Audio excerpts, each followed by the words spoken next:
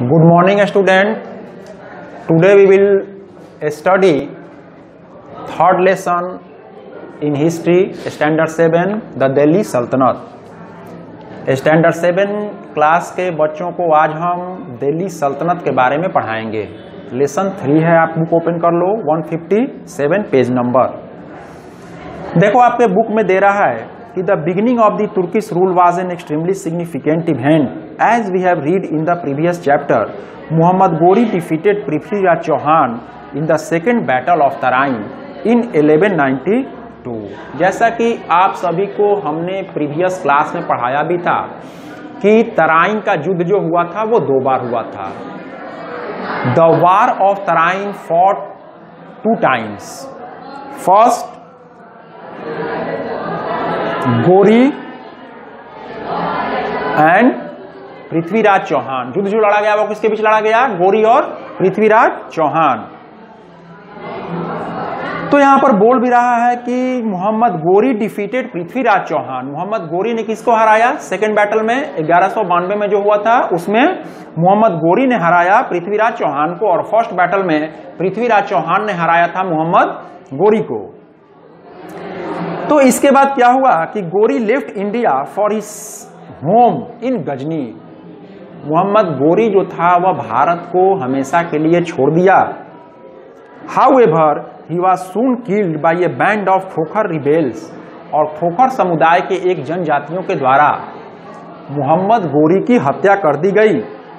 His trusted slave Qutbuddin Aibak lead the foundation of slave dynasty.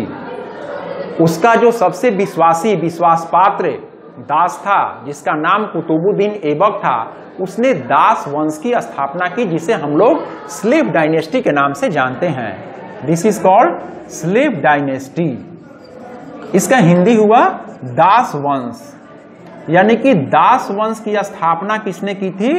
तो कोई पूछेगा कि हु एस्टैब्लिश स्लेव डायनेस्टी, तो आप बोलोगे कुतुबुद्दीन ऐबक। कब स्थापना की इसने?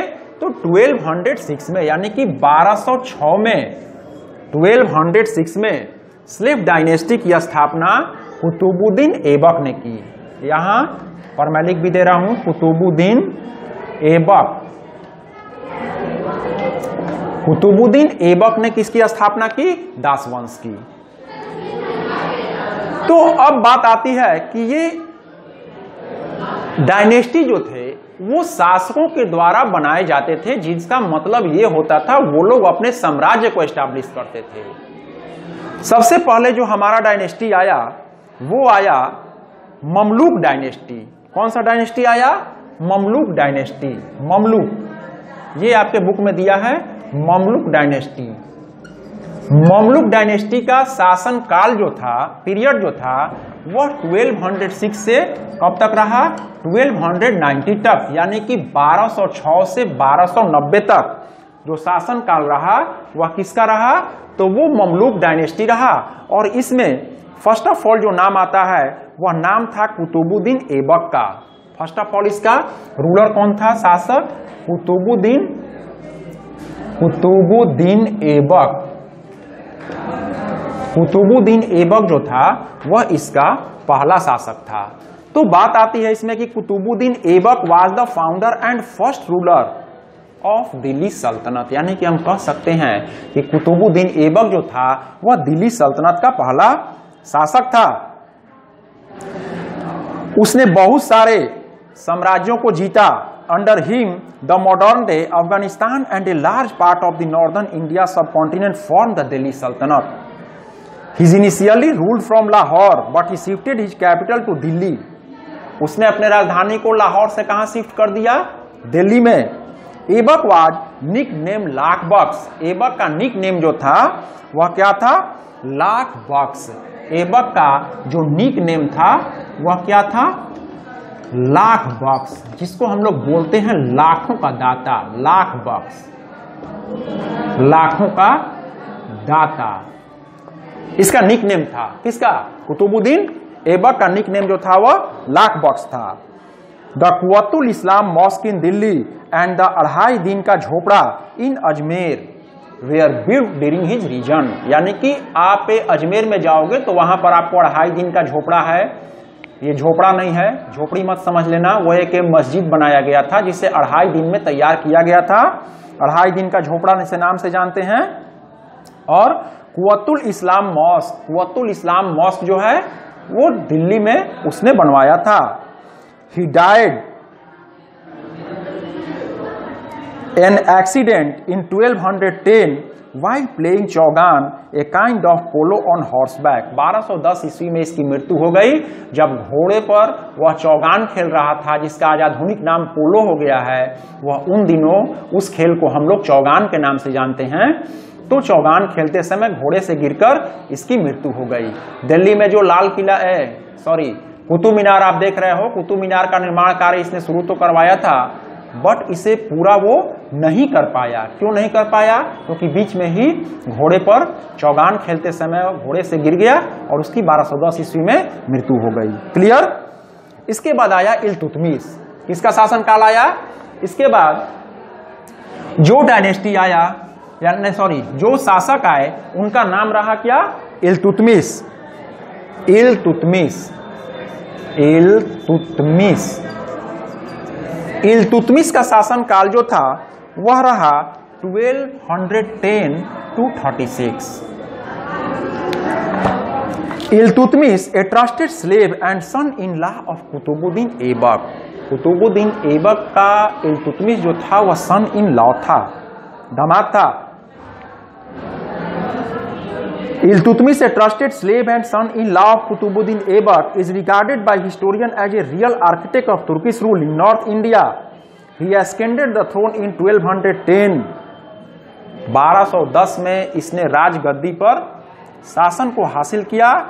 He conquered, उसने किसको जीता? रणथंभौर, बयाना, Mandore, Jalore, while crushing the revolts in Bengal and Bihar.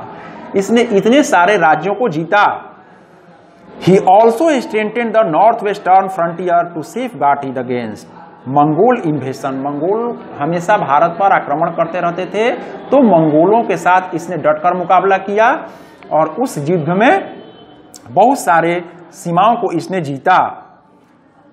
इसने एक 40 सरदारों के समूह को बनाकर रखा था, मतलब कि 40 अपने मंत्रिमंडल में 40 सरदारों का समूह जो बनाया था, मंत्रियों का समूह बनाया था, जिसको हम लोग चालीसा या चहलगानी के नाम से जानते हैं। पूछा जाएगा कि व्हाट इज चालीसा और चहलगानी, तो आप वहां पे राइट करोगे कि Turkish nobility created a group of 14 nobles known as Chalisa और चहलगानी। यानी कि इल्तुतमिश ने 40 सरदारों के जो समूहों का गठन कर रखा था उसे हम चालीसा या चहलगानी के नाम से जानते हैं। समझ गए? अब आगे बात आती है रजिया सुल्तान। हु आज रजिया सुल्तान? अब बात आती है रजिया सुल्तान की। रजिया सुल्तान कौन थी? रजिया सुल्तान के बारे में आप कुछ जानते भी हो या नहीं भी जानते हो तो जान लो। इसका शासन काल रहा, बहुत कम दिनों तक रहा, 1236 to 39, यानी कि 1236 से लेकर 1239 तक इसका शासन काल रहा। Razia Sultan the daughter of Iltutmish. Razia Sultan जो थी वो इल्तुतमिश की बेटी थी। Was the only Muslim women ruler of Delhi, जो एक ही महिला शासिका थी दिल्ली सल्तनत में। Referring to her Minhaj Siraj.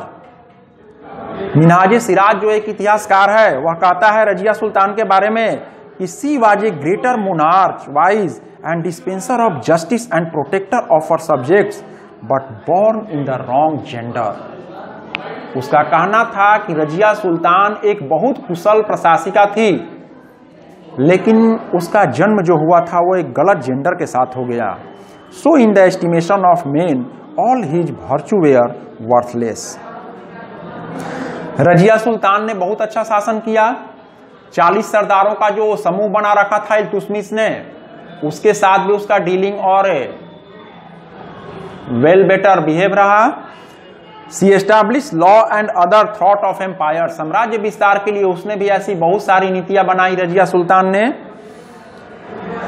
और the nobility opposed her rule, यानी कि उसके जो 40 समूहों के सरदार जो थे वो हमेशा रजिया सुल्तान से अनवाइड रहते थे और वो हमेशा उसे जलते रहते थे, हमेशा उसके खिलाफ, उसके अगेंस्ट में कॉन्स्पिरेसी, षड्यंत्र रखते रहते थे। It means we can say that the group of 14 nobles always created conspiracy against Razia Sultan, यानी कि रजिया सुल्तान के अगेंस्ट में वे हमेशा क्या करते थे, षड्यंत्र की भावना भरते रहते थे। एट लास्ट क्या हुआ, रजिया सुल्तान जो थी उसको उन लोगों ने क्या किया, बंधक बनाया और उसे मार डाला। इसके बाद शासन हमारा आता है नासरुद्दीन महमूद एंड गियासुद्दीन बलबन। देखो यहां पर दे रहा है नासरुद्दीन महमूद और गियासुद्दीन बलबन जो शासक आए, उनका शासन काल रहा 1246 टू 1266 और गियासुद्दीन बलबन का शासन काल जो था वह शासन काल जो था 1266 टू 87। बोल रहा है कि Razia was succeeded by her brother Nasiruddin Mahmud. Razia Sultan को किसने हरा दिया, उसका भाई नासरुद्दीन महमूद। बहुत सारे बुक में ऐसे अवेलेबल होता है कि नासरुद्दीन महमूद जो था उसको बंधक बना लिया था और रजिया सुल्तान को उन लोगों ने मार डाला। He died in 1266 and was succeeded by Ghiyasuddin Balban, his prime minister and a former member of the चहलगानी। जो चहलगानी समूह का एक मेंबर भी था और प्रधानमंत्री जो था। रजिया सुल्तान को डिफीट करने के बाद वो गद्दी पर बैठा and after ascending the throne, Balban faced opposition from the Turkish chief who wanted someone of their choice to occupy the throne। और ये शासक बन बैठा कौन, Nasruddin Mahmood. His policy is the policy of blood and iron। Balban ने जो policy बनाई, नीतियों को बनाया अपने मंत्रिमंडल को चलाने के लिए, उसको ब्लड एंड आयरन के नाम से जानते हैं। मतलब लौह और रक्त की नीति के नाम से एक पॉलिसी को उसने तैयार किया। उसने गंगा और दोआब क्षेत्रों का विस्तार किया और उस क्षेत्र में जितने भी डाकू रहते थे, यानी कि जितने भी रॉबर्स रहते थे, उन सारे रॉबरों का सफाया किया उसने। Similarly the Mewar who often plundered Delhi was suppressed and ruthlessly Balban also started the Persian customs of sijda and paibos. Balban ने एक नीति लागू किया सिजदा और पाबोस की। सिर झुकाकर पगड़ी को उतारकर पैरों में रखने की क्रिया को सिजदा और पाबोस के नाम से जाना जाता था। यानी कि जो भी लोग बलबन से मिलने जाते थे वो लोग अपने पगड़ी को उतारकर, यानी कि अपने मुकुट को उतारकर बलबन के चरणों में रखते थे और सिर झुकाकर उसके पैरों में गिरकर प्रणाम करते थे। उसको सिजदा और पाबोस के नाम से जाना जाता था। तो आप समझ गए व्हाट इज सिजदा एंड पाबोस। इस बुक में नहीं दिया है बट अदर बुक में यह अवेलेबल है कि जब लोग बलबन से मिलने जाते थे तो जब वो राजकाज मंत्रिमंडल के ग्रुप के साथ बैठा होता था तो वहां जब लोग मिलने जाते थे तो उसको जब लोग प्रणाम करते थे तो उस प्रणाम करने के स्टेज में लोग माथे से अपने पगड़ी को उतारकर उसके चरणों में गिरकर प्रणाम करते थे। उसको नाम दिया गया सिजदा and पाबोस। He took important measures to ensure impartiality in the administration of justice. During his reign, the powerful group of Chahalgani nobles was completely broken. उसके शासन काल के दौरान क्या हुआ कि जो चहलगानी समूह का गठन इल्तुतमिश ने किया था वह कंप्लीट रूप से टूट गया। यानी कि 40 सरदारों का समूह जो था वह कंप्लीट रूप से टूट गया। इस जमाने के ये क्वाइंस देख रहे हो आप यहाँ पे, क्वाइंस पर कुछ मुस्लिम लैंग्वेज में लिखा गया है, अरबी और फारसी भाषाओं या उर्दू भाषाओं में जो भी लिखा गया है। तो क्वाइंस यूज्ड बाय बलबन, ये सोने के सिक्के हैं, ये उस काल में चलते थे। अब हमारा आता है next Khalji dynasty, Khilji dynasty. अब आप समझ गए होंगे यहां पर मैंने आपको बताया। अब यहां पर हमारा आता है the Khalji dynasty, the Khalji dynasty, यानी कि खलजी साम्राज्य के बारे में अब हम लोग पढ़ेंगे। यानी कि इसका शासन काल जो था वह था 1290 टू 3020, यानी कि 1290 से लेकर 1320 तक खिलजी साम्राज्य का ये हमारा शासन काल रहा। Ghiyasuddin Balban died in 1287। जैसा कि आप सब देख रहे हो यहाँ पर कि गियासुद्दीन बलबन जो था उसकी मृत्यु 1287 में हो गई। His successor were too weak and incompetent to carry forward his legacy. उसके जो उत्तराधिकारी थे वो इतने कमजोर थे कि वो साम्राज्य को आगे की ओर ले नहीं चल पाए। और उसके बाद गियासुद्दीन बलबन की मृत्यु के बाद Jalaluddin Khilji killed Balban grandson Kaiqubad established the Khilji dynasty. The end of Turkish rule of Jalaluddin Khilji, a man of non-Turkish origin, is referred to as Khilji Revolution. Jalaluddin Khilji आया इसके बाद, यानी कि गियासुद्दीन बलबन की हत्या के बाद उसके राजगद्दी पर कौन बैठा? जलालुद्दीन खिलजी। जलालुद्दीन खिलजी जो था suppressed the revolts of Balban's successor and overcame the external threat of the Mongols. His brief rule was based on the participation of people in the process of governance and tolerance toward different religious community. इसका शासनकाल बहुत कम रहा और ये भी एक कुशल शासक कह सकते हैं था, लेकिन बहुत दिनों तक इसका शासनकाल नहीं रह सका। इसके बाद आया Alauddin Khilji 1296 to 1316। Jalaluddin Khilji was killed, Jalaluddin Khilji की हत्या कर दी गई। And Jalaluddin Khilji was killed and succeeded by his nephew, उसकी भतीजा ने उसकी हत्या कर दी। And son in law Alauddin Khilji. Alauddin was ambitious, he established a vast empire in India by conquering Gujarat, Malwa and parts of Rajasthan. उसने गुजरात, मालवा, राजस्थान के बहुत सारे भागों को जीता। And he had great administrative skills and military genius. His first military campaign against Gujarat, उसका सबसे पहला सैनिक शासन का जो अभियान था वह कहां रहा? गुजरात में। और पोर्ट्स, ओवरसीज, समुद्र पर, बंदरगाहों पर उसने अटैक करके बहुत सारे जगहों को जीता। राजस्थान में उसने रणथंभौर, चित्तौड़, मालवा और जालौर के पाटों को जीता। इसके बाद the Hoysala, Dwarasamudra and the Pandya of the Madurai accepted the overlooks of Alauddin in Delhi. He build the famous Alai Darwaza. Delhi में उसने किसका निर्माण करवाया? अलाई दरवाजा का। In the Qutub Minar complex, Qutub Minar के कॉम्प्लेक्स को उसने अलाई दरवाजा का निर्माण करवाया। And commemorate his Deccan conquests, Deccan विजेता बनने के उपरांत इसने अलाई दरवाजा का निर्माण कराया। Moroccan traveller Ibn Battuta Morocco का इतिहास कार था, वह घूमने के लिए भारत आया था। यात्री जो था उसने लिखा कि Indian subcontinent around this time says that Alauddin ruled almost the entire country for a brief period of time with Malik Kafur and his vice regent deputy.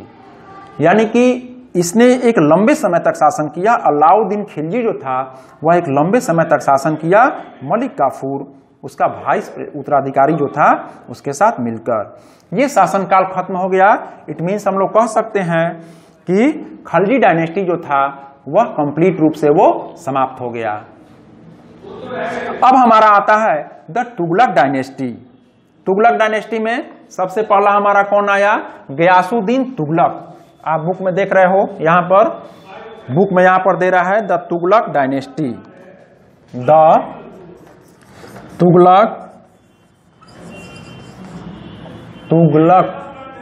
Dynasty, the Tughlaq dynasty. It means इसका जो रिजिम रहा वह 1320 to 25 रहा। Tughlaq dynasty का यह शासनकाल था। यानी कि तुगलक डायनेस्टी जो आया उसका जो शासक था पहला वो गियासुद्दीन तुगलक था। गियासुद्दीन तुगलक 1320 से लेकर 25 यानी कि 5 इयर्स का इसका पीरियड रहा।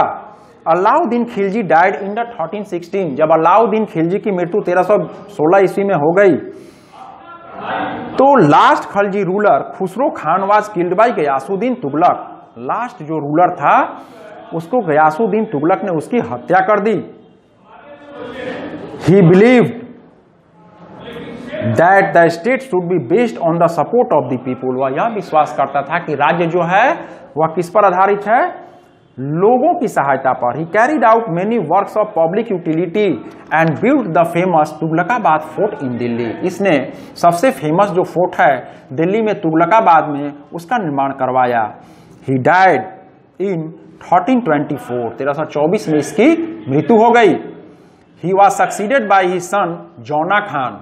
जौना खान जो था इसका उत्तराधिकारी, उसने इसको हरा दिया। And assume the name Mohammad bin Tughlaq after becoming the sultan. और मोहम्मद बिन तुगलक के नाम से ये मशहूर हुआ। और शासन आ गया किसका? जौना खान। मशहूर किस नाम से हुआ? मोहम्मद बिन तुगलक के नाम से। और मोहम्मद बिन तुगलक जो था उसका शासनकाल रहा 1325 to 51। तो Mohammad bin Tughlaq was a very learned man, यह एक बहुत पढ़ा लिखा व्यक्ति था। He was a well versed in Sanskrit, Arabic and Persian. उसको संस्कृत की, पर्सियन की और अरबिक भाषाओं की बहुत अच्छी जानकारी थी। Mohammad bin Tughlaq empire included the southern state present day Orissa, Bengal and Deccan. उसका साम्राज्य जो था वह फैला हुआ था बंगाल, उड़ीसा और दक्कन तक। Another daring experiment undertaken by Muhammad bin Tughlaq was the issuing the bronze and copper token currency। इसने टोकन करेंसी को निकाला, ब्रॉन्ज और कॉपर का। These measures aim to overcome the financial crisis to drain on the royal treasury as a result of the scheme।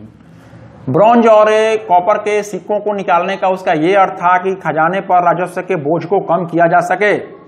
उसके coins जो थे वो काफी विख्यात हुए। Such coins had the same value as the gold. उन coin का मूल्य जो होता था वह गोल्ड के क्वाइन के बराबर होता था और सिल्वर क्वाइन के बराबर। सिल्वर क्वाइन को हम लोग टंका के नाम से जानते थे।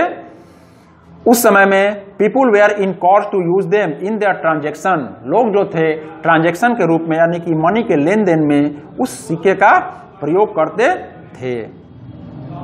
इसके बाद फिरोज शाह तुगलक। फिरोज शाह तुगलक का जो डायनेस्टी आया वो था 1351 to 88 यानी अब आया हमारा फिरोज शाह तुगलक जिसका शासनकाल रहा 1351 to 88। Mohammad bin Tughlaq died in the 1351। Mohammad bin Tughlaq की जैसा आप देख रहे हो कि मृत्यु हो गई 1351 में। और उसका कजन जो था फिरोज शाह तुगलक वह उसका उत्तराधिकारी बन बैठा। तो उसने भी प्रशासनिक व्यवस्थाओं को बहुत संभाला। उसने बहुत सारे हॉस्पिटल्स गरीबों के लिए निर्माण किया और फाउंडेड द सिटी फिरोजाबाद यानी कि फिरोजाबाद शहर जो आज का है उसका निर्माण किया था फिरोज शाह तुगलक ने। People were happy during his region. लोग बहुत उसके शासनकाल में प्रसन्न रहते थे। व्हेन ही डाइड इन 1388 जब वह 1388 में उसकी मृत्यु हुई। A series of rebellions broken out which hastened the end of the Tughlaq rule. और यहीं से क्या हुआ कि विद्रोह हो गया और तुगलक रूल का ये एंड हो गया और तुगलक वंश यहां पर समाप्त हो गया। अब नेक्स्ट लेक्चर में हम आप लोगों को पढ़ाएंगे सैयद डायनेस्टी के बारे में। आप लोग इसको केयरफुली पढ़ोगे घर पर और पढ़ने के बाद पेंसिल से जो इंपॉर्टेंट लाइंस होंगे उसको अंडरलाइन करोगे और उसके ऑब्जेक्टिव क्वेश्चन को सॉल्व करने का प्रयास करोगे। Okay, thank you.